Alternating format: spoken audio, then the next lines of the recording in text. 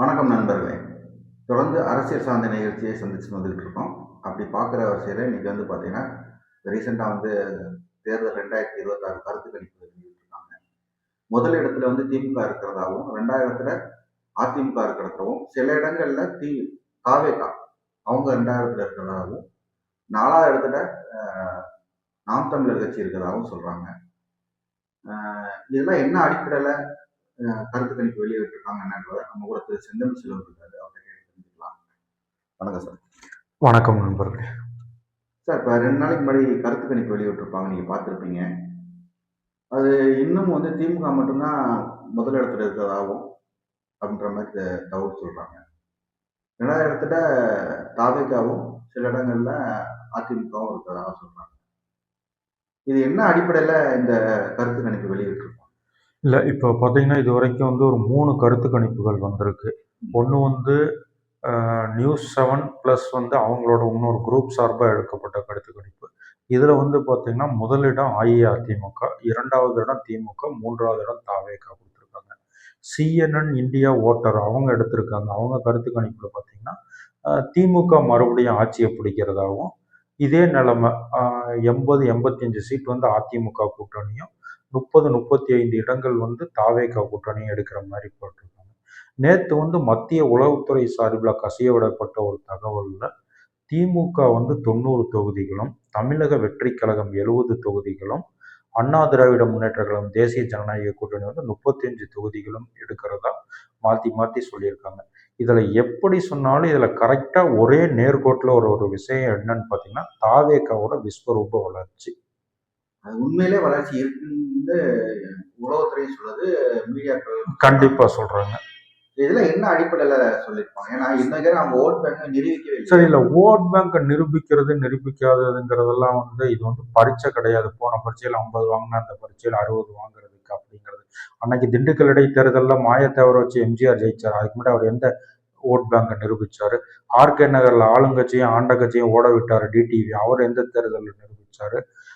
முதல் தேர்தலில் 8% வாங்கினாரு விஜயகாந்த், அவர் எந்த தேர்தலில் நிரூபிச்சாரு? இப்போ நம்ம சீமான சொல்லணும்னா கூட சீமான வளர்ச்சி படிப்படியான வளர்ச்சி. கண்டிப்பா 6%, 1, 2, 3, 8ன்னு வந்துருச்சு. இப்போ இந்த மேற்சொன்ன 3 பேருமே முதல் தேர்தலே தங்களை நிரூபிச்சவங்க தானே. முதல் தேர்தலே விஜயகாந்த் 8% வாங்கினாரா இல்லையா? ஆர்கே நகர்ல திமுக டெபாசிட் இருந்ததே இல்லையா? அது யாரு? ஒரு சுயேட்சை கிட்ட.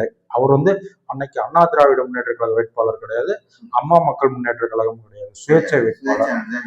அதே மாதிரி எம்ஜிஆர், புரட்சி தலைவர் எம்ஜிஆர் ரெட்டலை சின்னம் முதல் தேர்தலையே ஓட விட்டாரா இல்லையா 3 அதனால நிரூபிக்கணும் நிரூபிக்க கூடாது அதெல்லாம் இல்லை சார். மக்கள் நினைச்சா யார் வேணாலும் கொண்டு வரலாம், அவ்வளவுதான். இல்ல, இப்ப இவங்க இந்த கருத்து கணிப்பு 3மே பார்த்து கருத்து கணிப்பு ஒண்ணுதான் திமுகவுக்கு ஆதரவா வந்திருக்கே தவிர மற்ற 2மே பாத்தீங்கன்னா இல்ல தொங்கு சட்டை சட்டம். எஸ், அந்த தொங்கு சட்டசபை வந்துச்சு அப்படின்னு பாத்தீங்கன்னா வர்றதுக்கான வாய்ப்புகள் மிக குறைவு. ஏன்னா தமிழக மக்கள் எப்போதுமே பாத்தீங்கன்னா ஒரே ஒரு தடவை கலைஞர் கருணாநிதி இருக்கிறப்ப 94 சீட்டு கொடுத்தாங்க, மைனாரிட்டி கொடுத்தாங்க. அந்த டைம் பாத்தீங்கன்னா அதிமுக இன்னும் கொஞ்சம் கூட்டணியை பலப்படுத்தி இருந்தாங்கன்னா அன்னைக்கே அதிமுக திரும்பவும் 2ஆவது தடவை வந்திருப்பாங்க. அன்னைக்கு கூட்டணியில போட்ட விட்டதுனால இவர் மைனாரிட்டி ஆச்சுட்டார். மற்றபடி தமிழக மக்கள் எப்பவுமே தெளிவான முடிவு தான் கொடுப்பாங்க. மெஜாரிட்டிங்கிறது வேற சார், அவங்களுக்கு கொடுத்தது மைனாரிட்டி தானே. இது வரைக்கும் நடந்த எல்லா தேர்தலையுமே தனித்து பெரும்பான்மை தான் கொடுத்துருக்காங்க தமிழக மக்கள். அந்த தடவை மட்டும்தான் 94 சீட்டு கொடுத்தாங்க. அதிமுகவுக்கு 66 வலிமையான எதிர்கட்சி அதிமுக கொடுத்துருந்தாங்க. இப்ப இந்த தடவை பாத்தீங்கன்னா நீங்க சொல்ற மாதிரி தொங்கு சட்டசபை அமைச்சாலும் அது தாவேகாவுக்கு தான் பெஸ்டா இருக்கும்.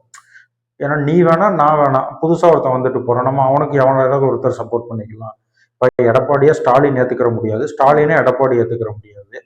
2 பேர்ல யாராவது ஒருத்தர் விஜய் ஏத்துக்கிட்டா விஜய் கிட்ட போயிடலாம்ல. இப்ப இவங்க 2 பேரும் முதலமைச்சரா இருந்துட்டாங்க.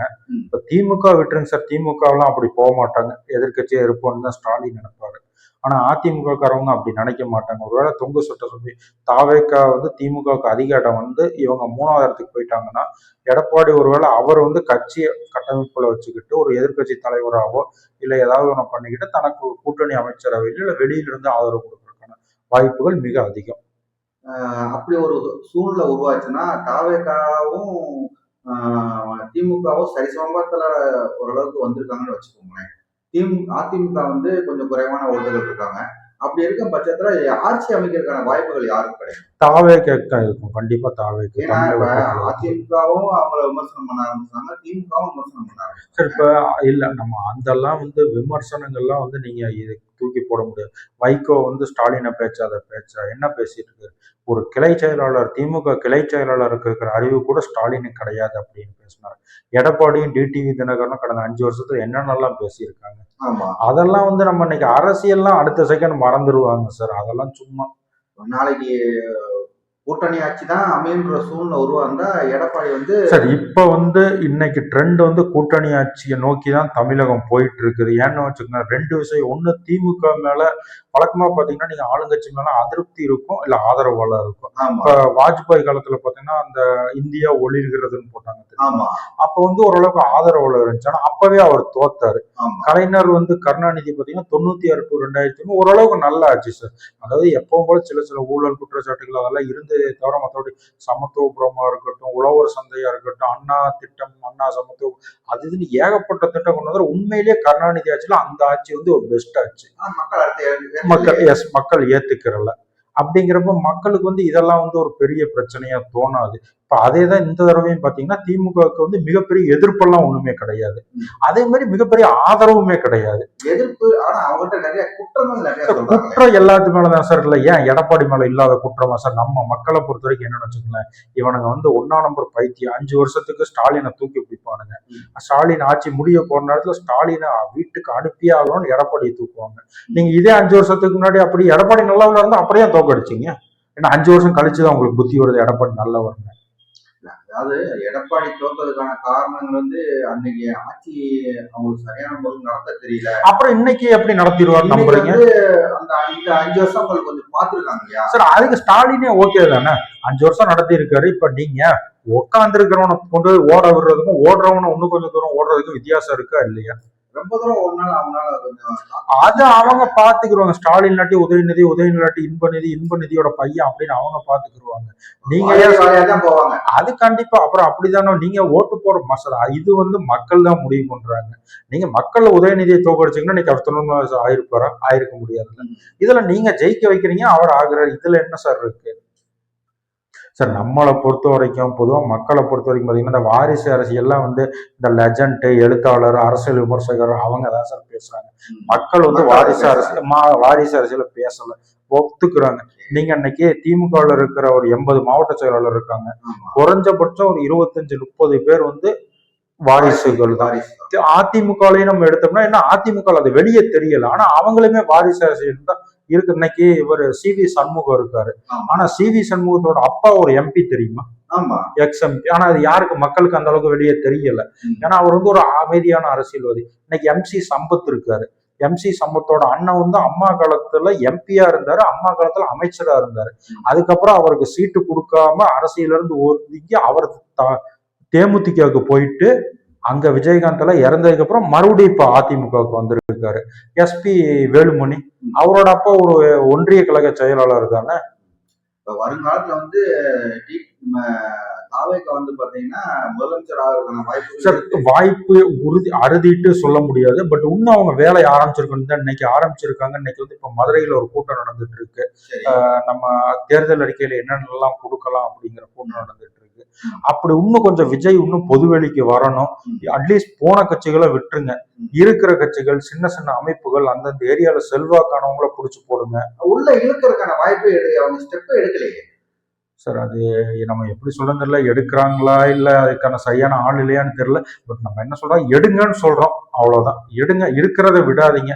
போனது போயிருச்சு. ஆமா, இப்போ 2 நாளைக்கு கூட நம்ம செங்கோட்டையன் கூட என்ன சொன்னாங்கன்னா, நாங்க ஒண்ணு சொல்ல போய் சென்ட்ரல்ல இருந்து அது ஒரு ப்ரெஷர் வரும் எங்களுக்கு, அதனால நாங்க வெளியே சொல்லாம இருக்கோம் அப்படின்ற மாதிரி அவங்க பேட்டி கொடுத்தாரு.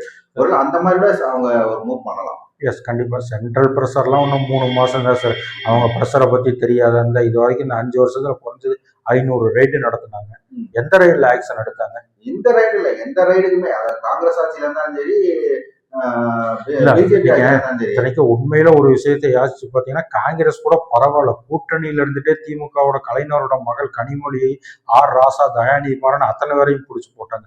ஆனா இவங்க 2 பேரும் கொள்கை ரீதியா பரம்பரை எதிரி, திமுகவும் பிஜேபியும். ஆனா பிஜேபி கையே வைக்க மாட்டேங்கிறாங்க. ஒருத்தர் மேல கூட ஒரு நடவடிக்கை அவங்கள கிடையாது பொறுத்தளவுக்கு தமிழ்நாட்டுல எப்படியாச்சும் கால் ஊண்டணும். சார்.